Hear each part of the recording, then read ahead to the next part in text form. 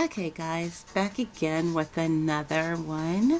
A few more instructions on using your Wavemaker version 4.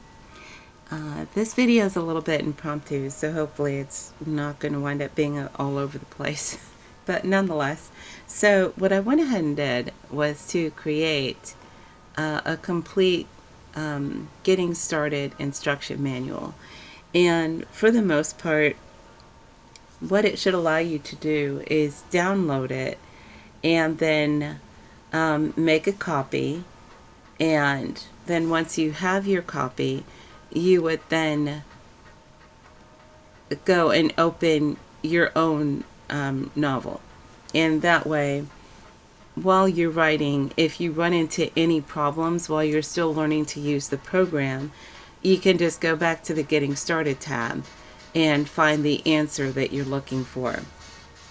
Now, to that end, we're going to run through the Getting Started tab, and hopefully you'll be able to kind of see how this portion would work and how easy it will be to navigate it.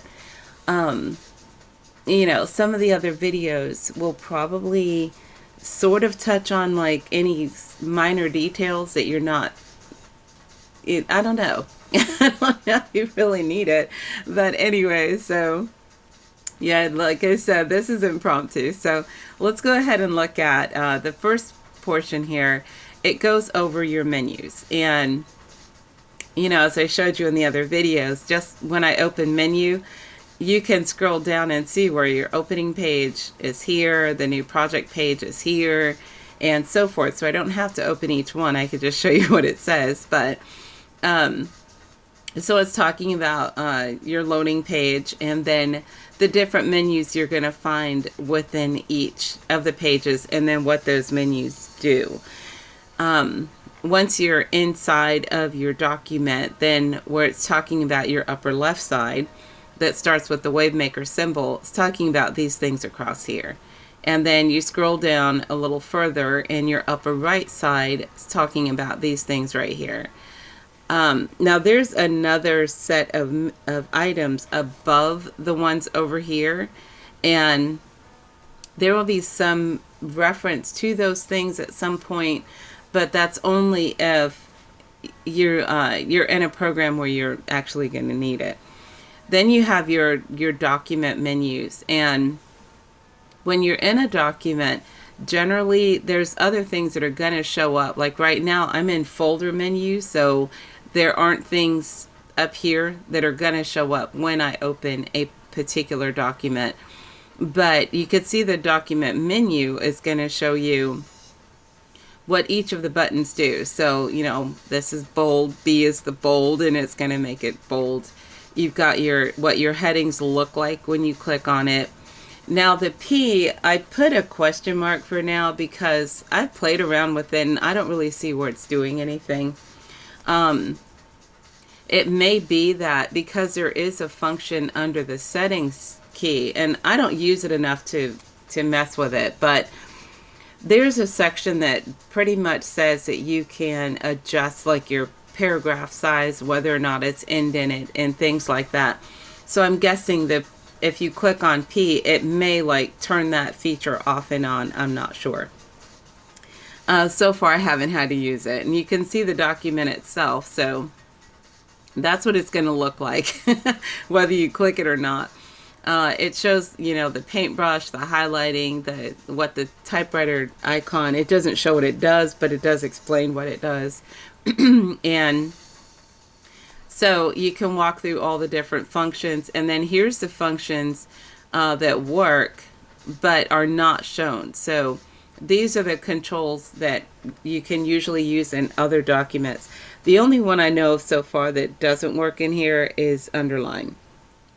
So Control U isn't going to underline anything, but everything else works the exact same. Your Control A is still select all, Control C is still copy, and so forth. So that's what you're going to find in the Getting Started part of the menu. And then you get down to where you're going to write the novel.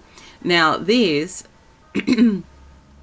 are not going to, I don't know why this thing is not going where I need it to here. When you click on this one, it's not going to show you what's in there because I did put these in folders, and that's mainly to avoid confusion. So when you're setting up, this explains how you're going to use the snowflakes. I tell you, man, this is really, I think it's my mouse, but this shows you what snowflakes can be used for, and then how you use them. I don't want to tell you what to use each thing for in major detail. I'm just looking at it and then kind of giving you a guesstimate of what I think it's used for, or what it could be used for, because with this program being set up the way it is, it's really versatile enough for you to decide what you want to use it for. I'm just using it. When I glanced at the snowflakes, it made me think of how I would use it, and that's why I put that in there that way. But when you go and look at how it's set up, you might want to look at your own, like how you write and what you would need for your writing, and then that's going to give you a better overview of what you would really use it for yourself. Anyway, so the next part is your outlining and organizing, in which you're going to look at your mind maps, and then explains how you use it. Further down, you're going to get into the time management, which is, as far as I'm concerned, it's where you're going to start working on managing the overall progress. Well, actually the overall process, like what's happening when you did it, or in some cases, if you need to manage the characters. And then the bigger one here is your trackers, where you have your grid planner and you have the planning boards. They're similar, but they are different in that, as far as I can tell from what I've seen people do online, the grid planner is more or less where you're going to start organizing and moving the cards around for your plot. Like if you're using like the 3-act thing, or you're using I think it's beat the cat, save the cat, something about a cat. If you're using those kind of things, then that's probably what your grid planner is for. Whereas the planning board is kind of like an immediate cheat sheet of what you're really doing. So you've got one that's kind of this is what we're probably going to do, and the other one, this is what we're actually doing, and this is the data for what we're doing. Hopefully that kind of makes sense. At least that's how I'm seeing this play out, as it were. And then you get down into creating the actual document. This is just a duplicate of the other form, but it was just so you don't have to try to go back and forth. It wasn't that hard to copy and paste that. So you've got the folders and the documents, and how they work. There's not a whole lot of detail. In fact, I need to fill this in still. Yeah, because all I said on here is it works the way it works. But yeah, I'll add all the stuff that I said in the other video. So as you can see, this is still a work in progress, but I wanted to make it easier so that when you're working on your novels, and you'd be able to see how this works within your document. The next big section, these are your how-tos, and for the most part, the how-to section is going to get into more detail about some of the things that might be a little more difficult to figure out. So like, you can change your settings. You can add pictures. You can change the font size and type. You can find and edit things that are already within your document. How you would edit and print. Now, this is one area that I do want to pause and mention. And using this program, and I do say that Wavemaker is probably one of the best writing programs I've ever used. Especially now that I'm discovering as an adult, as it were, that I may have like ADHD style tendencies that I did not know I had, or was never diagnosed with as a child. And the reason I'm saying I feel like that's what's happening now as I get older, as with a lot of us, once we reach a certain age, there are things we did not notice that we thought were normal, and maybe they're not. So, and the other programs, like I have Scrivener as well, but I found that, like, for instance, with Scrivener, because you can import 1,000,001 pictures, I would sit there trying to make all the pictures the same size, or spend, hours playing around with all the bells and whistles and buttons, and I'm color coding and then deciding, oh, those colors aren't bright enough, I need to go with a different color, redoing folders. Just, I spent so many hours playing with Scrivener that I spent very little time actually writing in Scrivener. Now, that's not Scrivener's fault, by the way, because I think Scrivener is a robust program. I can't use it because my computer can't handle it, and apparently neither can my senses, because for me it's sensory overload. I didn't realize it until I started messing around with Wavemaker, and I was like, wow, I actually finished a chapter or two, and it didn't take that long. Whereas with Scrivener, I was sitting there going, I don't know if that reads well. I'm going to split this screen and put these on the screen together. Ooh, I can make it go up and down. Look, I can make one go below the other. Now I'm going to show you that you can get the same general effects with this program, but it's not as distracting. And you have to it's not, I think the additional steps keeps it from becoming one of those things where you're just doing it because you can.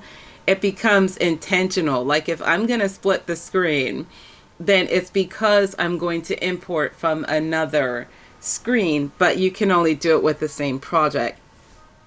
Whereas using Scrivener, you can just split the screen for the hell of it with one touch of a button, which for me became a, hey, look what I can do, instead of, let me go ahead and write this, this document.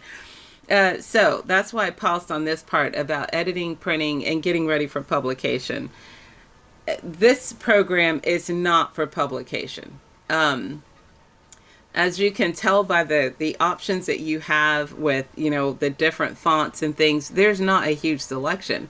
And so therefore, it reduces your distraction and makes it so you can finish all the writing. As far as what I would suggest with this program is that you write as much of your document as you possibly can, depending on your writing style. When you're ready for it to start with final edits and entering publication, then just use a different program for it. Because once you send it off to, like, Google Docs or Word or Zoho or Apache or any of those places, you can't really import the changes back into Wavemaker because Wavemaker doesn't really support it.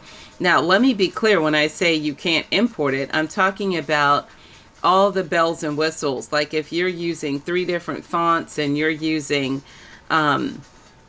different symbols and codes, or you've imported like a watermark and all, you're not going to get those effects. Now, you can cut and paste a picture depending on where you found it. I'm going to go down. See, I put my little Kimmy Moon symbol on here just to test it. That was just lifted, cut and paste from my blog. Which I have to update that as well. But anyway, so there's different ways to put pictures in here. You've got your image manager where you can put that picture in various places. You can cut and paste pictures. But for the most part, this is designed to be a distraction-free program so that when you come to the table to write, you are really here to write and get it done, not just sit around and play with it. If you need to use the other features, which are great for your plotting and planning and organizing and being able to grab data without having to necessarily leave the page you're on, then I think this is the best program for that, because it keeps you right where you're supposed to be and not bouncing all over the place. So this is the how-to section, and it's going to go over all the basics and how you use workarounds to still get the same features that you would get with other writing programs, but it's not in your face to where you're thinking about that instead of thinking about your actual, what you're really supposed to be doing. The Then I put a little my suggestion section at the bottom, and I did that on purpose so you can see what a card would look like when it shows up next to your work, and so that you can see the best method. So at least from my point of view, again, this is a program that you can personalize and use it any way you see fit based on what you need, okay? But what I was saying is that once you open and start working on your document, write as much of it as you can, but when it gets down to all the little details, just save it and do that part elsewhere. Save yourself the headache is what I mean. That would be my suggestion. Use it to write the bulk of what you're writing, and so you can get it done.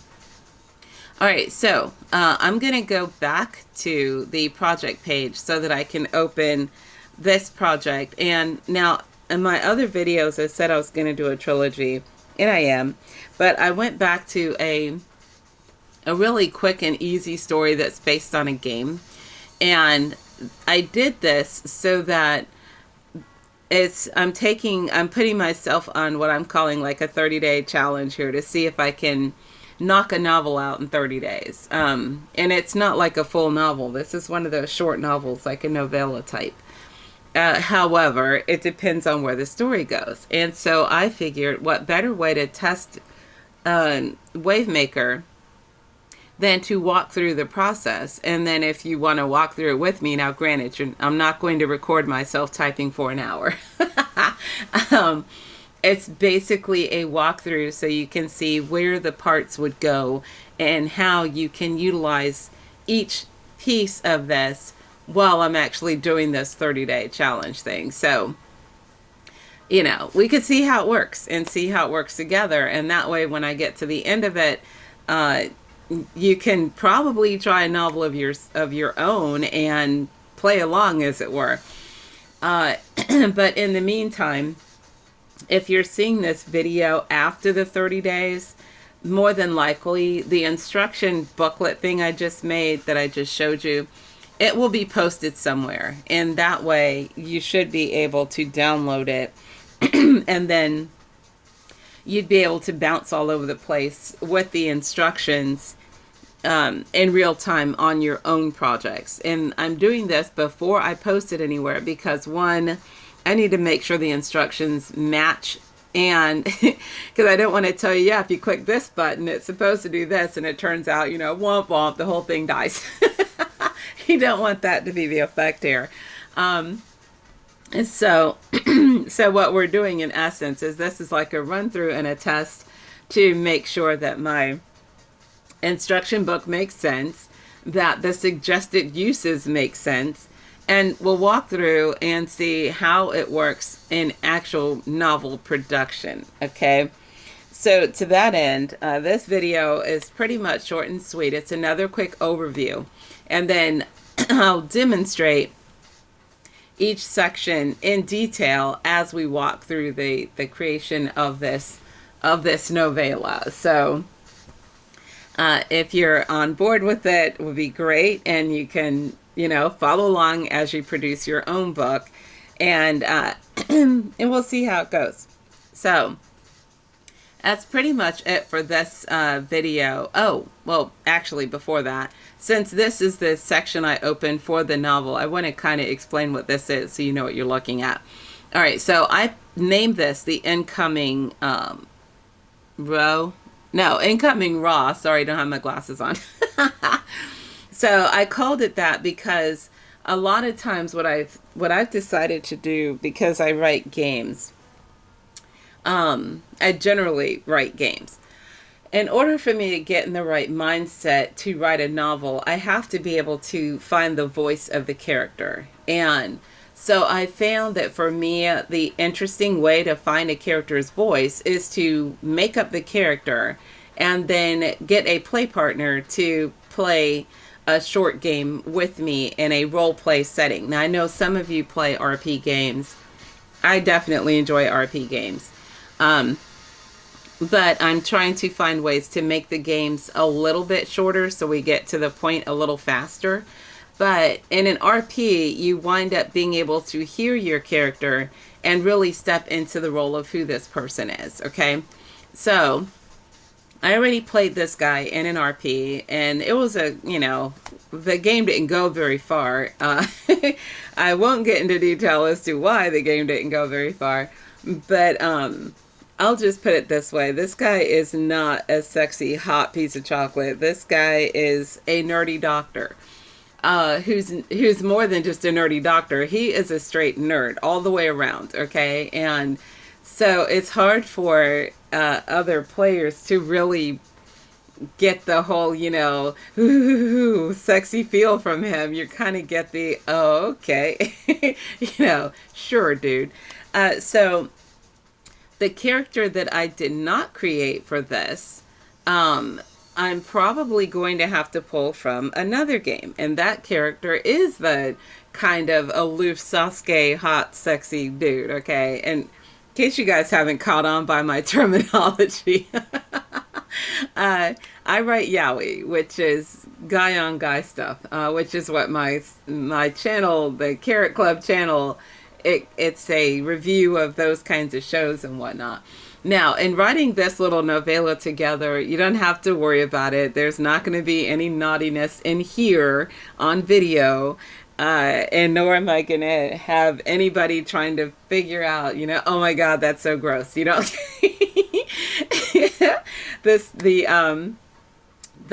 books I intend to write that will be posted elsewhere for sale at some point, these are going to be like PG, so you don't have to worry about anything gross showing up as we do this 30-day challenge. And I say gross because some people are going to find it gross. I don't think it's gross. I think it's hot, and I think anybody who enjoys this genre thinks it's hot. But, to each his own, right? So nonetheless, so this is the PG version. Now, the version that's going to have all the naughtiness in it will not be posted on any video. So again, you don't have to worry about it. I'm not going to have any scenes on here that's going to have anyone going, ah! In fact, you're hardly going to see much of the story, because what we're looking at is the functionality of Wavemaker, not the quality of writing. Just so we're clear. So anyway, that's why this file is called raw. Because these are all segments from the game that we were playing, and most of it, because it's written in game format, not the games where people can play the game, but it's written where, in an RP, I write a section, then the other party responds to what I wrote, and then they add to the story, and then I respond to what they wrote, and you go back and forth. That's pretty much the gist of how RPs work. And so for me, once I get the voice of the character going, then sometimes if I find the characters interesting enough to keep the story going, then of course, he gets a character sheet, and I do an AI generated picture for him and all that good stuff. But that's not necessarily how you write a novel.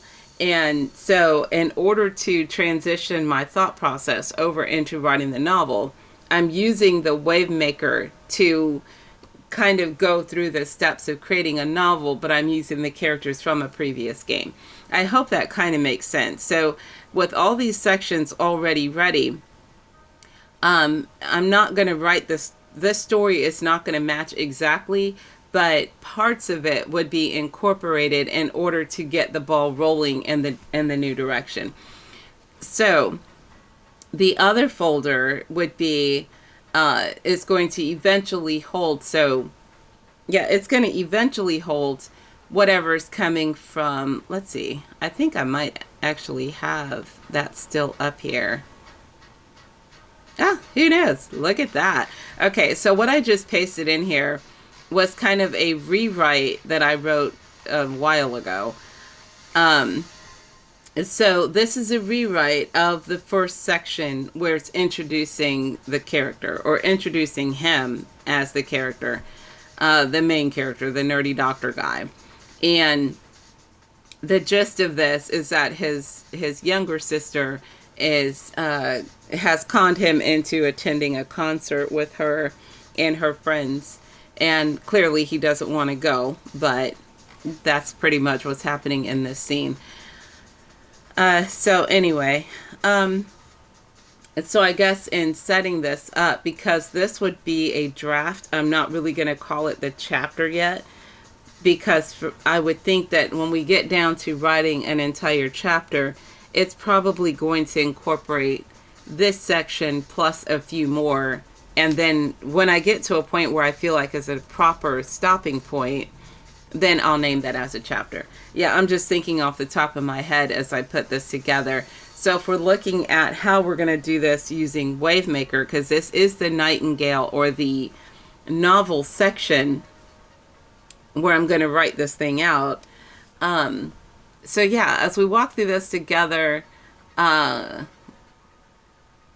see which section that I have set up for now, which section will actually work. Well, that's enough for this video. The idea of this video anyway was just to show you that this is what I'll be using as a template. As I use each segment, I will show you step by step how that segment works, and then we'll walk through as the book is being created. I hope that kind of makes sense. Initially, I was just going to go through all the little buttons and tell you what button does what. But then I realized that that's really not going to be all that helpful unless the video can somehow explain more or less like, this is how you add a picture. Like in my how-to section, there's a part in here on how to add a picture. Well, that's great, except what do you do with the picture once it's in here? Because you can't just add, like, you can't import a picture and then just stick the picture right here. That's not going to work. So if you want to add a picture, you'd have to go outside the program, copy it, bring it in, and paste it. Well, why would you be adding a picture anyway if this is a draft, unless you need it for reference, in which case that's what the cards are for. So yeah, we're going to just walk through this, and that way you can see how it works, and then you determine how you want to use it towards your own writing style. Okay, so I'm going to go ahead and close this video out so it doesn't get too long, and then I will use the first section, see how it works. If it matches what I'm saying in my instruction portion, then I will make a video showing what I just did, and that way we'll walk through it one step at a time. All right, well, see you in the next one, and I hope you find some really good use for this program, because it really is a great program.